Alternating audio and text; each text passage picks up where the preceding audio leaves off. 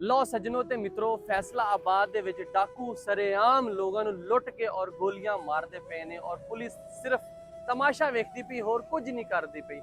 इस तरह ही बटाला कलोनी के इलाके दे विच एक स्टोर ते जिहड़ा कि जनरल स्टोर सी, उत्थे दो डाकू आंदे ने और आके जनाब ओनू दुकान नूं लुटदे ने और लुटण दे विच जिहड़ा दुकानदार सी, माड़ी किस्मत सी ओहदी, उन्हें बेचारे ने कोई थोड़ी जी अगों मतलब मजामत की, जिहदी मजामत करन दी वजह तो डाकुआं ने जनाब ओहदे सीधे सीने ते गोली मार दी। गोली मारन के नतीजे दे विच जिहड़ा बेचारा वो दुकानदार सीगा, माल तो लुट के लै गए, पैसा भी लुट के लै गए, जो डाकुआं ने लुटना लुट के लै गए। लेकिन अफसोस की गल है कि जिहड़ा दुकानदार सी, राह जांदियां हॉस्पिटल दे विच जांदियां जांदे ही रास्ते दे विच ही ओहदी डेथ हो गई। बड़े अफसोस की गल है कि फैसलाबाद की पंजाब पुलिस की कर रही है।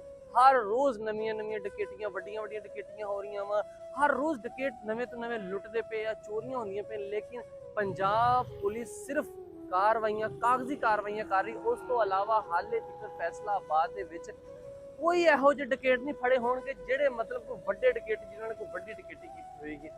सीपीओ फैसलाबाद बहुत चंगे ने, बड़े एक्टिव ने, बड़ियां कार्रवाइयां करते पे ने, लेकिन ਜਿਹੜੇ डाकू ने वह भी बड़े एक्टिव ने। डाकू भी दिन रात नहीं वेखते पे, रात में लुटते पे ने, दिन में लुटते पे ने। फैसलाबाद के शहरी इदां डर के रह रहे हैं कि जिद्दां पता नहीं असीं किहड़े इलाके दे विच आ गए हां। असीं पहले कराची सुनदे हुंदे सी, कराची दे विच बंदे वड्ढ के मार दित्ते या गोलियां मार दित्तियां, डकैत लुट के लै गए आ, पुलिस कुछ नहीं करती पई। लेकिन हुण पंजाब पुलिस, फैसलाबाद की पुलिस भी पता नहीं कित्थे चली गई है। हर फैमिली घरों बाहर निकलण तो पहले डरदी आ कि किते राह सानूं लुटिया ना जाए, किते राह सानूं गोलियां ना मार देण डाकू लुट के, किते राह दे विच साडा जिहड़ा बच्चा बाहर जा रहा किते उहनूं लुट ना लैण।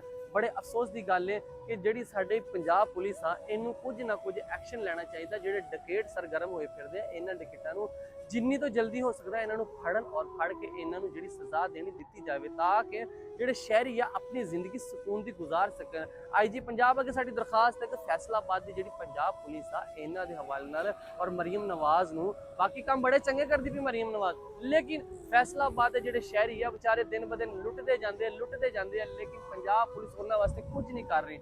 ਇਹੋ ਜਿਹਾ भी कोई एक्शन लेना चाहिए पंजाब पुलिस को, ताकि ਜਿਹੜੇ शहरी अपने आप को महफूज समझण और फैसलाबाद ਦੇ ਵਿੱਚ ਜਿੱਥੇ ਮਰਜ਼ੀ ਘੁੰਮਣ, ਕੋਈ ਉਹਨਾਂ ਨੂੰ डर ना हो, कोई ये खौफ ना हो कि डाकू सानूं लुट के लै जाणगे और सानूं गोलियां मार देणगे।